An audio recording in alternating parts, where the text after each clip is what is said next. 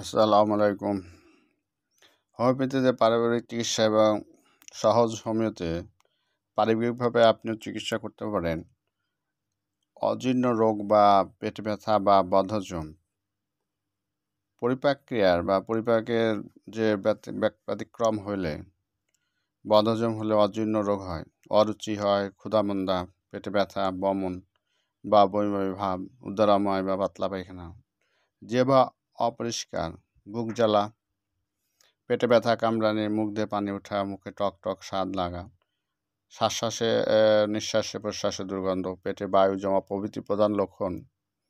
আহারের অনিয়ম, খাদ্যদ্রব্য উত্তম রূপে না চিবানো, নেশা করা, অতিরিক্ত যে ওষুধ খাওয়া অথবা অস্বাস্থ্যকর স্থানে বসবাস করা, পেটে আঘাত লাগা, মশলাযুক্ত দ্রব্য ইত্যাদি কারণে এসব রোগ হয়।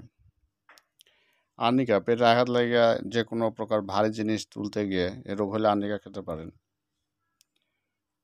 আর পালসেটিলা ওষুধ আছে। পালসেটিলা ওষুধটা যদি ঘৃত অথবা তৈলাক্ত দ্রব্য খাওয়ার ফলে যদি বমন ইচ্ছা এবং পাতলা পায়খানা হয়, বদহজম হয়, তো পালসেটিলা ওষুধটা কার্যকরী। তারপর চায়না, আপনি যদি অস্বাস্থ্যকর স্থানে বাস করেন অথবা যদি ফল খাওয়ার ফলে এই রোগটা হয় তাহলে চায়না ওষুধটা খেতে পারেন। আর্সেনিক অ্যালবাম, পাকস্থলীতে অত্যন্ত জ্বালা বোধ হয়, তার সাথে পানি পিপাসা থাকে, তাহলে আপনি আর্সেনিক ওষুধটা খেতে পারেন।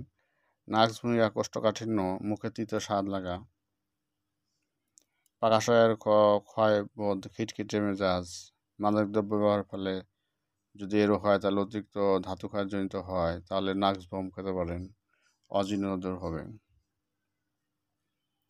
লাইকোপোডিয়াম, উদরে বায়ু সঞ্চয় হেতু পেট ফাঁপা, পেটে ভুটভাট করা, কোষ্ঠকাঠিন্য, পেটের ভারী বোধ হওয়া, পেটে গ্যাস অতিরিক্ত সঞ্চয় হওয়া। লাইকোপোডিয়াম ওষুধটা খেলে আপনার হোমিওপ্যাথি লাইকোপোডিয়াম 30,200 গ্যাস বের হয়ে যাবে, পেট হালকা হবে।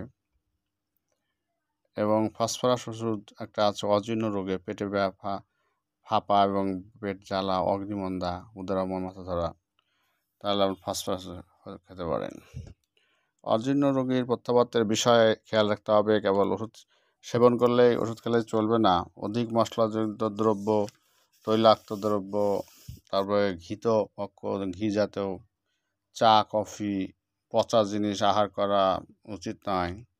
দিনে আহারের পরপর একটু পরিশ্রম, আবার রাত্রে আহারের পর একটু শয়ন করা, বাসি অশুদ্ধ আহার খাওয়া নিষিদ্ধ। সর্বদা লঘু এবং পুষ্টিকর খাবার খাওয়া ভালো।